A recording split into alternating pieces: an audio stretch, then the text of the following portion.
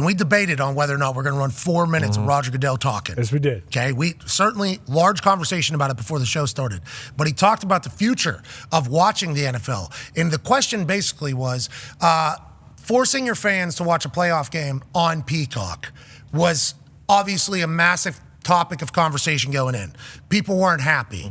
What are your thoughts on that and the future? Roger Goodell lays out a very sound answer about tomorrow, today, and trying to balance the both of them while being the hottest thing in any town that the NFL's in.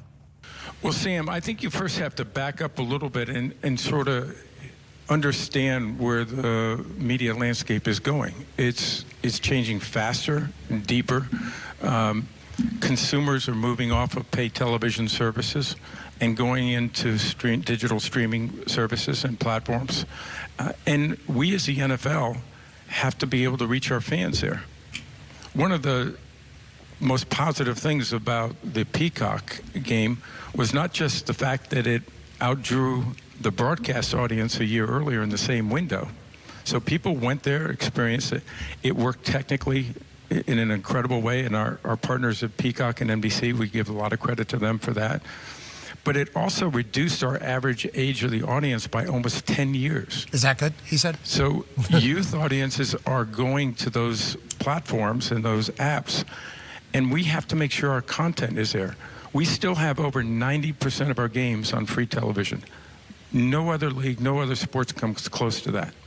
When we were in the 80s, when we moved to ESPN and we went behind to pay TV, there was the same outcry. But what we did is we created a platform that fans can engage with, have access to, that is actually beneficial to the consumers because that's where they are. We have to fish where the fish are, and we have a lot of consumers that are on those platforms. And Peacock games showed that. Amazon showed that over the last 2 years. Their ratings were up 24% this year. We saw it with YouTube and our Sunday ticket package, doubled the number of subscribers. So our fans are on these platforms. Our fans want to access them. The technology is extraordinary. You can do things on some of these platforms that you can't do on a linear platform. So for us, it's part of the future. I don't know where it goes from here, but we're going to continue to reach our fans where they are with the best possible production, the best possible technology. Just to follow up on Sam, I get the question often lately, could we see a streaming Super Bowl in the future? Well, certainly not in my time. I still believe, and even on some of the pay services, listen, one of the secrets of our success is we are really committed to broadcast television. As I said, 90% of our games are on broadcast and free over-the-air television. I think it's the reason why you will see over 200 million people watch this game. What's that? Here in the United States, because it's on broadcast television and the broadest possible platform. And our credit to CBS, they've built a great platform for us. But there's also a digital stream of Paramount Plus. And we want to support that because there are some fans that are watching on Paramount Plus a lot. So I think it's, again, we'll see Super Bowl continue to be on the broadest platform. I think we'll continue to see the NFL on the broadest possible platform. 23 million people watched that wild card game.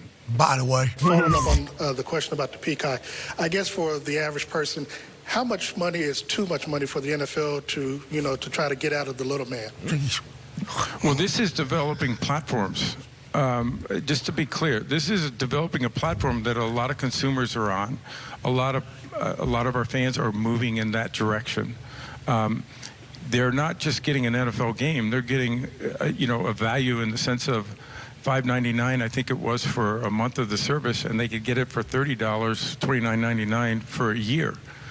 That's entertainment. That's where people are going, right? They're looking for those opportunities to expand on the amount of content they can acquire through these platforms. That's ultimately good for the consumers, but it's important for us to be on those platforms because that's where consumers are, particularly the younger demographic. Great follow-up there, Hey, how much is enough money? Come on. Okay? Aren't we sick of it? Yeah, I appreciate him asking that question. And then I appreciate Roger at the end of that not saying any more brain busters as I do this entire thing. Anytime he speaks, we learn stuff. Him saying 23 million people watch on Peacock is also him publicly negotiating with Apple in the future and Google in the future. He talked about Amazon being up 24%. That was a direct message to Bezos saying, see, we are the ones that will drive these platforms that you're trying to build. The big stat, though, and he hit on it again at the end. 10 years younger was the average demo for the people that were watching on Peacock, which is more than a year before the entire audience. Huge. So it seems like all the people that are bitching about it don't actually follow through with what they're bitching about. But also, it doesn't seem to be a problem for the next generation of fans, which is all any business is seemingly trying to attract. Now, you can't run away your core, though, and it feels like he thinks, with the numbers he's seeing, he's not doing that while attracting a younger brand. It's like everything they're doing, the NFL, it seems to be hitting home run, home run, home run, when everybody else is plateauing or going down. That's what I heard there. Yeah, and like the younger generation growing completely outweighs the older generation maybe falling off. Like, sure, it's a bummer if there are, the 70-plus senior citizens, if you will, that can't get onto Peacock. But they can get on them. Yeah, exactly. Which I think is what everybody's saying. It's a challenge.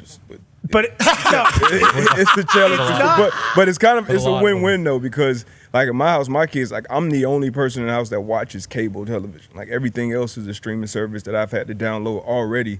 So if I'm going to watch football on it, the kids are going to use Peacock or use Disney Plus, whatever it's going to be on anyway. So and that's like our generation, 30s, 40s. So that demo's not going anywhere. But it is important to get that younger demo because it's hard to keep intention for 2 minutes, let alone 3 hours for these kids to watch these live games. And we've seen the ratings. Football, like live sports in general, is what's keeping linear cable alive right now. So I see what he's doing. Yeah, I mean, in football, NFL is king.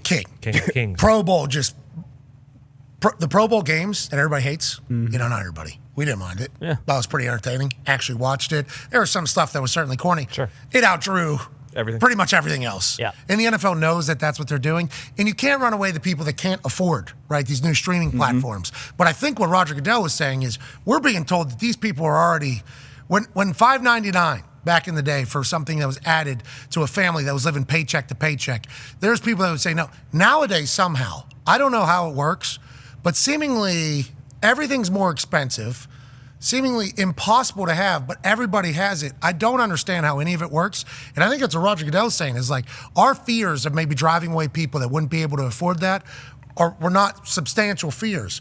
The number was up from last year, and the people that were in were the same people that were in whenever it was on television, which, by the way, you have to pay for a service to get that type of thing. It's all very interesting happening in real time, this transition to streaming and digital while linear television exists. We're kind of in the middle of it as well. With what we're doing at a much smaller level.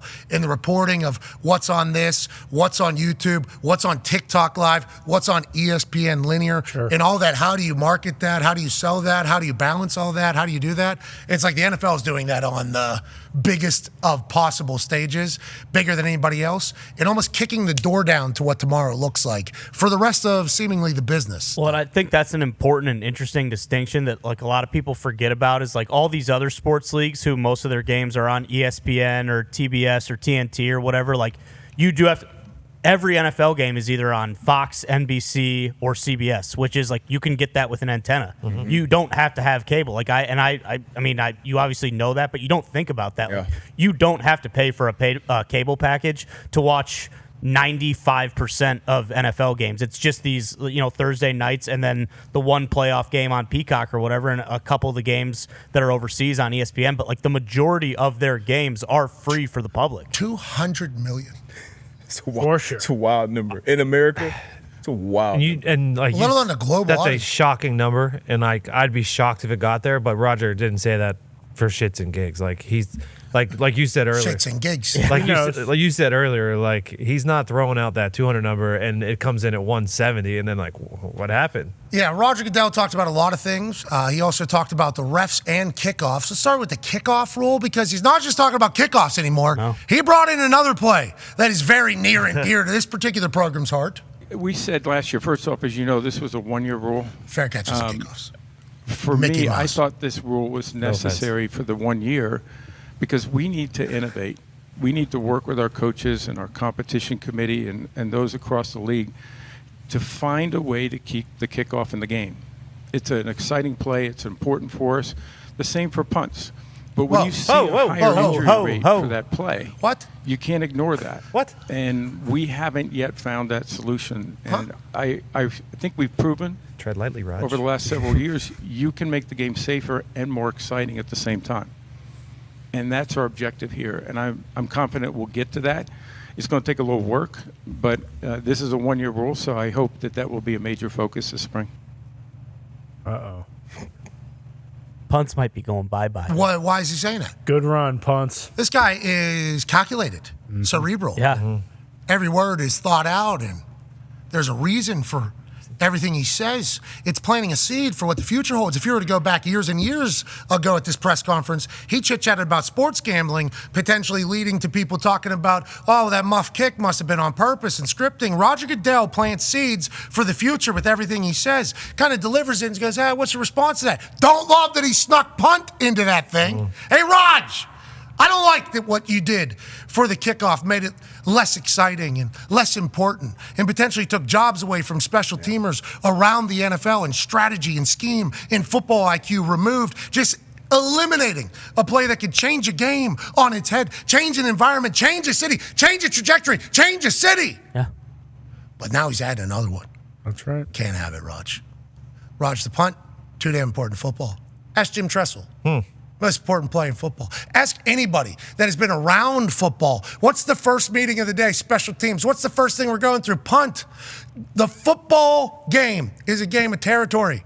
The punt is a way to say, yeah, we might not have got it, but we're gaining territory in this entire thing. There's strategy involved in it. It's a massive piece of how you put together a game plan. Field position matters. It's the third most important stat behind score, most important stat. Sure. Sometimes. Turnovers, pretty important stat. And then field position, who won it? Normally, because of special teams, is an indicator on who won the game. We can't be getting rid of it, Darius. Can't do it. First play of defense. Why is he doing that? Can't do it. And what can you replace it with?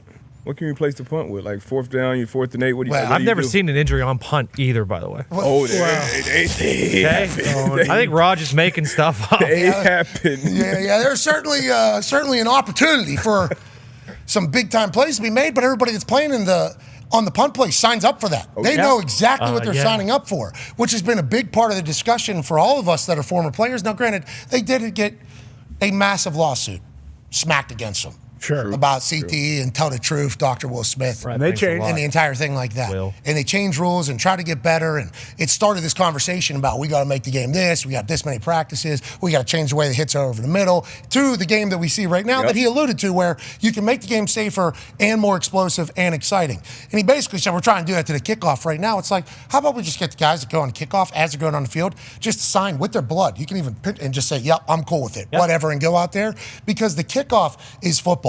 The punt is football. We need to keep football, and we can't just say, well, there's going to be injuries. No shit, it's football. There's a chance collisions are going to take place. There's a chance people are going to be off balance. There's high speed. There's action. That's why 200 million people are going to watch the game, Raj. I have nothing but respect for Roger Goodell's brain and what he's done for the NFL. He's made mistakes, sure. Has he screwed over a bunch of teams with punishments that aren't fair for them, and would he give it to other teams? Who knows? He's a commissioner of a league. He's going to be hated by everybody at some point in time because of a decision he's going to have to make. And I understand he's just a shield for 31 billionaires and one publicly owned team, but just adding the punt in there, slow down, Raj, okay? Before you eliminate the kickoff, let's stop with that, but let's not even start setting our sights on another position that we're trying to eliminate from the damn game time. I mean, football's 3 phases, and we're slowly just eliminating one phase. Can't have it. Can't have it. What are we doing? People aren't just taking dumps anymore when the punt plays happen. No. Well, okay. Unfortunately, I mean, it looks like they're partnering with the toilet paper company because it sure seems like they want people to take dumps during the punts and kickoffs. I'm sorry, but that's just a reality, and we're probably 2, 3, maybe 1 year away. People used to go take pees whenever a kickoff was taking place. When the punts were happening. They want that back. They don't do it anymore. It's exciting. It's fun. It's a big play. He's trying to save the game, Pat. Because look, game as violent as it is, concussions, all these things, a lot of people are saying, hey, I'm not going to let my kid play football. In what tackle cities? football. Where? It's happening. Florida? Where? Maybe Not flag. Florida. Where? Miami? Pittsburgh? It ain't That's- happening in Florida, Pittsburgh. that's the Mecca. We will. Well, it's not live and happening in die Pittsburgh. football. It's not going to happen in Florida. I'm Maybe sure those the states research don't need would to play say- football. What's that? Maybe those states don't need to play football. Yeah, we don't want Bingo. None of their Hey, people come from playing there devil's anyways. advocate. Don't play. We don't need that on this program. No, we don't. Well, unless I you love feel the that fourth- way. I love the fourth down arm. If you feel that way, you should say what you say. No, What you mean? I got a Say. script right Say here what you're that- saying. Say what you mean. Say what you say. Say what you mean to say. Say what you mean to say. And what I mean to say, Raj, is with all due respect, stop it. Okay? Knock it off. Just go ahead and start talking about streaming again, and maybe let's go to work on the kickoff, because we ain't doing that Bush League XFL thing either, and we're not doing spring football punts where the punter goes out and there's no coverage.